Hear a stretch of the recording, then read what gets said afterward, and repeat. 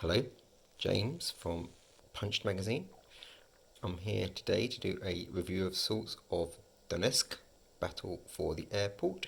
This was released in May 2017 in YAAH magazine, so it's a magazine game from a magazine, and it focuses on the battle in 2014 between Ukrainian army and separatist forces um, as part of the wider conflict that was going on between uh, the separatists in the east of Ukraine, supported by Russia, and the Ukrainian government.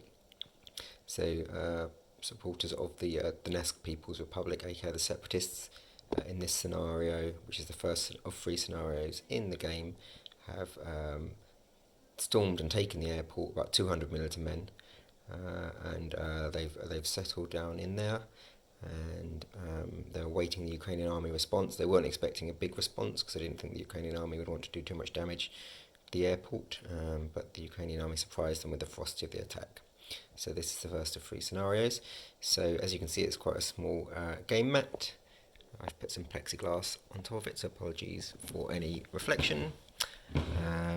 We have a relatively small counter, number of counters in this game, and you have here on the left side you can see the turn track, counters representing Ukrainian army personnel, vehicles and infantry underneath. More of the same around here. The next People Republic separatist movement have set up here. They've got some RPGs. The map is hex, and you can see the dots in the center of them representing points for drawing line of sight. I won't do a full run through, but I'll do an after action report for the end of every turn. The victory conditions for here are that you get victory points for whoever is in control of the hexes around the airport terminals, which is currently where the red counters are, for a number of enemy units destroyed, and for the next DPR, the next People's Republic army units, if they manage to escape after turn 5. What will happen first of all is that the Ukrainians will do a bit of an airstrike. They've got some assets in the form of helicopter or fighter strikes that they can bring in, and then the game is a I go, you go, but instead of it being all of my units go and all of your units go, it's unit by unit. So one side activates the unit of the Ukrainian army, for example, then the opponents activate a unit, and so on and so forth. If you have a leader in a stack, they can activate a bunch of units at once, all those units within their stack or all adjacent to them as well. So you can do a bunch of activations at once before your opponent can react. It's got a few other kind of quite nice little features, such as Overwatch, which allows you to basically ambush, and like I said, there's some off-board artillery that both sides can bring in, and in later scenarios you'll see sort of Russian Spetsnaz and other bigger forces come into play. Alright, I'm just about to begin turn 1. The Ukrainians are going to make their move and try and get into a good tactical position to try and force out the separatists. We'll also see where the Ukrainian airstrikes come in. I'll return after that. Hello, welcome back. Just finished the first turn, so here's a brief after action report. I realised that I had not set up my Ukrainian forces well, because none of them had line of sight to call in a airstrike. So they broadly moved to try and surround the terminal buildings. One rather brave individual jumped out of his APC, and at that point this unit here moved up and peppered him, and he took quite a lot of damage and was flipped and pinned. We have here 3 units now on Overwatch.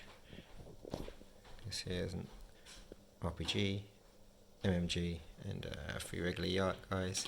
So we'll see what happens in turn 2. The Ukrainians actually have line of sight now, so they're going to call in an airstrike, but that won't come in until the next turn. Before that, I need to roll to see who has the initiative this turn. So I'll come back again next turn. Okay, end of turn 2. Ukrainians are still being very careful.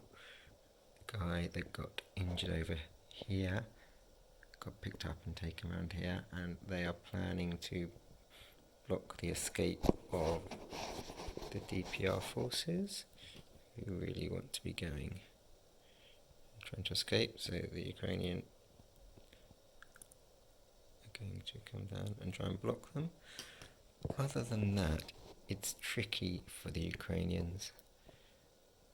They can't easily attack because there's so much defensive terrain for the DPR, and they have to do it with ground forces, but as soon as they release the ground forces, they're going to get chewed up by all these DPR forces on Overwatch. So we'll see what's going to happen. The airstrike will hopefully be coming for the Ukrainians in there. Unfortunately, the RPG unit is aimed at took the opportunity to go down 1 level, so it's going to be harder to do any damage. We'll see what happens, but hard to see at the moment for the Ukrainians how they can break through without taking some losses. That might be what they have to do. Okay, end of turn 3. The Battle for Donetsk Airport from YAAH magazine. Things have happened in this game at last. Not much happened around this area, although the Ukrainian forces realised they needed to get into single units to combine fire in order to actually put some future damage on the separatist forces in the airport.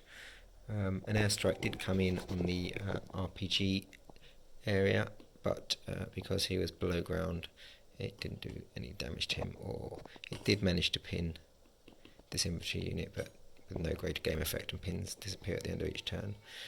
However, then the Ukrainians ordered an airstrike here, which underneath you had a leader and 3 infantry military units.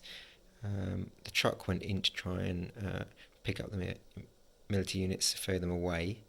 He got pinned by the armoured personnel carrier, and so the leader and 3 units tried to flee.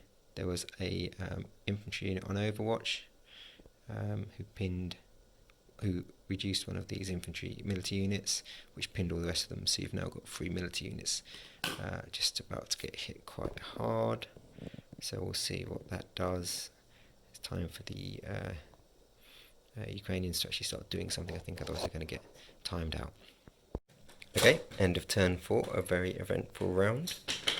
We had an airstrike that came in here, and it was really rather effective, but in the way that the Ukrainians might have wanted.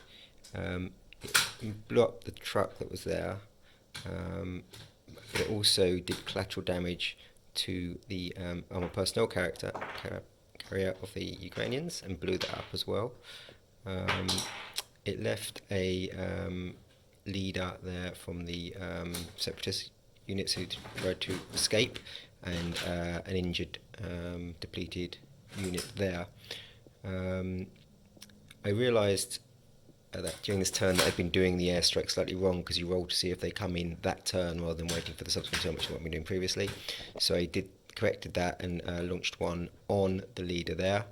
It actually only pinned him, but that was okay. Actually, he's here because he is still there. 2 units moved in now and tried to take him out in hand-to-hand, but failed. So tough leader. But my armoured personnel carrier that was around here came up and destroyed the remaining military unit. So that's put the separatists down 3 units now, which is having a very negative effect on their morale and initiative.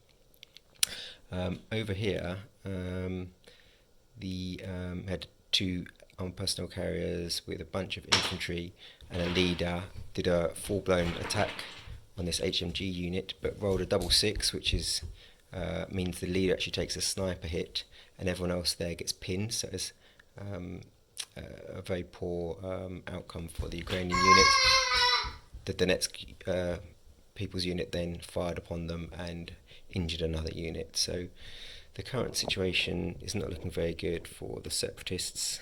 We've got 3 flipped Ukrainian units, but none have actually been taking casualties, whereas the separatists have lost 3 units. They really need to try and either hold on to this remaining area because they get points for each of the terminal buildings that they hold on to, or try and escape, but since the truck's been blown up, that looks less likely. You've got a leader here who's in a lot of trouble, so they're just going to have to hunker down and hope for the best, but at the moment it's not looking too good for the separatists. Okay, and we move on to turn 5. Hello, end of turn 5. Not as much happening in this turn as last turn. The airstrike did not come in, so that will come in next turn there. The Donetsk People's Army have pulled back and trying to steer clear of the airstrike. The HMG unit here was taken out by sheer weight of power from the APCs of the Ukrainians. What that means is that the Donetsk army, the separatist army, is now down to 4 on the initiative front, and if it gets down to 3, it starts suffering from something called hesitation, and at that point it becomes harder to activate units, and they start surrendering in certain situations.